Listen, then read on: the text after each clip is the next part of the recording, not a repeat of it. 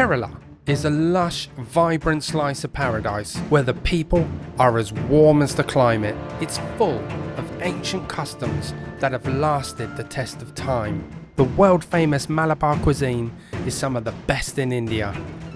It's a land of impenetrable mountains and golden sandy beaches. It's the stuff dreams are made from. It also boasts some of the most spectacular wildlife on earth. But there's more to this story than meets the eye.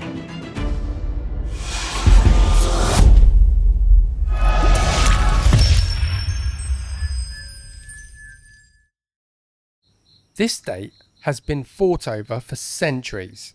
Thousands of people have died, but not for gold or even land. It's something we all take for granted. It's spice.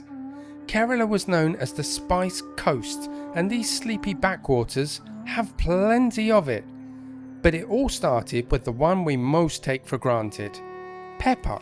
It was once known as black gold. It has been traded here since the Roman era, but the history of that trade is far from harmonious. However, the situation became especially bloody after a Portuguese mariner named Vasco da Gama made his famous voyage here in 1498 on his quest for this, the most valuable of spices. Him achieving this had broken the monopoly held by the Arabs on its distribution. He landed near Kochi, and this place quickly became a European settlement, and that saw several nations fighting bitterly over the control of it, including my own. But it's not like he just turned up and took over the spice trade. Instead, he found a flourishing community of traders. Only this time, he had a direct line to Europe. When he eventually died of malaria, his body was buried here in St. Francis Church until 14 years later it was returned back to Portugal. Just to be clear, there was a lot of bloodshed over seasoning. This seems crazy to me, but at the time I guess it made perfect sense. Beyond pepper, Kerala is renowned for producing high-value spices like cinnamon, nutmeg, mace, cloves, ginger, turmeric and cardamom, all highly sought over, and this state had it all. I want to discover more about Kerala's spices, so I have come here to Munnar's cinnamon garden. To be fair, I'm curious to discover the journey that spices go on. I don't really know. Hello, and what's your name? Sir, my name is George Chako. It's very nice to meet you. Thank you. And what do you do here? Sir, this is one of the biggest authentic spice garden, and I am working here as a multi-language speaker. Before the guests arrive here, I'll explain about the natural medicine and spices, and I'll take them to all the garden. Then, end of the tour, they can see our plantation view. He's very kindly agreed to show me around this incredible garden and highlight a few of the most essential of spices. So this is pepper, isn't it? Yes, it is. This is pepper, and it is a climber, and this is a pepper you can see here. Once it is ripe, it will become in a red color. Once it is ready red, you peel the skin through machine, then become white pepper. White pepper we can use for the soup. If you don't peel the skin, you dry as it is, it become black pepper. Black pepper you can use for the savory dishes like chicken curries or vegetable cooking, you can use it. And this is one of the first spices that was traded from India, isn't it? The Romans really liked this. Romans really. This is a first spice really traded in India since long back. This is how the berries are harvested, by hand, and I for one are quite surprised that white pepper and black pepper are the same berry. And this is another one of those king of spices. This is cardamom, isn't it? Yeah, yes, it is. This is king of spices. You are correct. This is the green cardamom. I'll explain in detail. First, this white flower will come. Once it is honeybee pollinator, after around 55-60 days, it will ripen yellow skin with a black seed inside. Once it is ready, ladies, they'll plug it one by one. They'll put in a small bucket and they'll put in a dark room for drying. Same time, it will preserve green color. There is a moisture there. They remove the moisture. 6 kilogram become 1 kilogram. and 1 year you get 4 time income. Total life cardamom is around 15 to 16 years, the cardamom tree.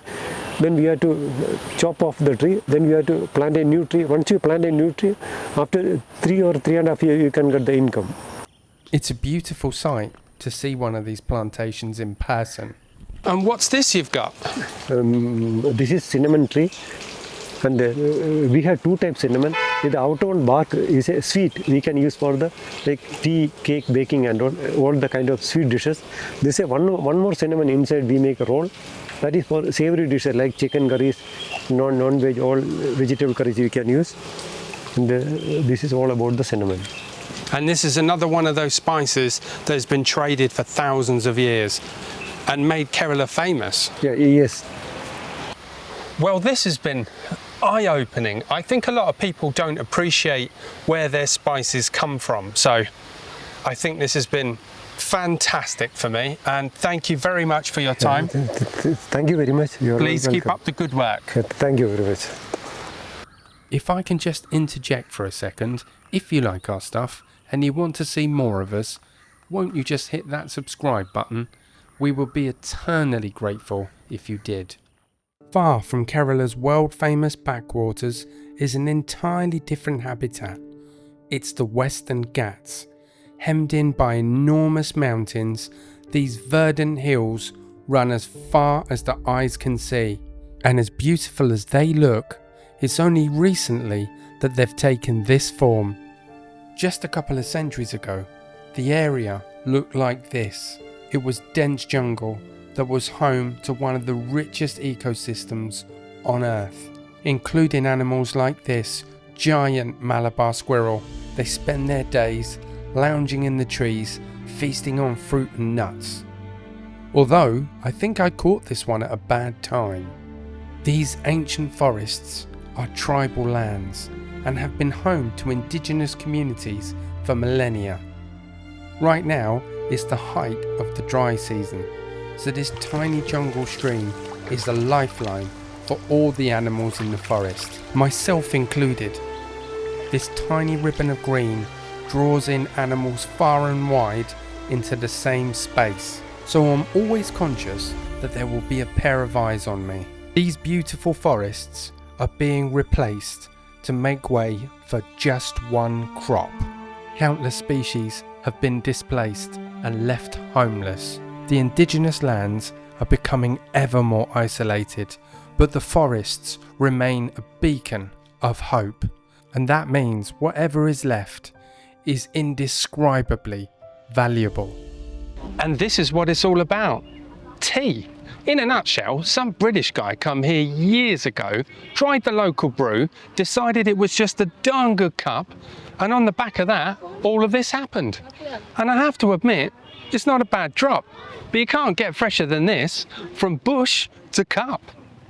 The more refined and also accurate version of events goes that a gentleman named A.H. Sharp came here in 1880. He planted just 50 acres of tea in what is now the Seven Mali estate. Munnar was favoured for its fragrant and deeply flavourful leaves. Women do most of the picking as they are believed to have better precision. Picking tea is an especially difficult task, and the people who do it have to endure all manner of weathers, rain, mist and extreme heat. Despite the fact they pick the tea, these people will rarely get to drink a cup of it. Each worker picks up to 25 kilograms of tea every single day and has to haul it up and down the side of steep mountains. Entire families live on tea estates in generational housing that are self-contained communities. Some workers are born, live and die on the same plantation. As the sun begins to set, I'm looking for a jumbo-sized resident, and it looks like my luck's in. This young male Asian elephant has come to the river to drink, and it's no accident he has chosen here. This stretch of river is rich in minerals, and while he looks like he's having fun blowing bubbles in his drink, He is in fact dislodging vital minerals from the riverbed that he can't find elsewhere. Elephants here have found this new and changing landscape to be particularly difficult to negotiate. They have maps of these mountains in their heads and continue to walk the same routes that their ancestors have. And while they don't actually eat the tea, they do damage the crops and regularly come into confrontation with people, inevitably leading to casualties. Some of the tribal communities have been given money by the government for housing. These ancient cultures are changing with the modern world. Many of them have settled down and began growing crops. In essence, these new villages are Munnar's vegetable basket. Almost every inch of the area here is now cultivated land. These friendly and somewhat curious people help to keep the markets of Munnar stocked of all of the wonderful things the Western Ghats has to offer. The shelves here are practically dripping with produce. My time here has been all too fleeting, but one thing I do know, the town here is the very beating heart of the whole area. I have found my whole experience to be deeply humbling. My whole perspective of what's actually behind my cup of tea has completely changed.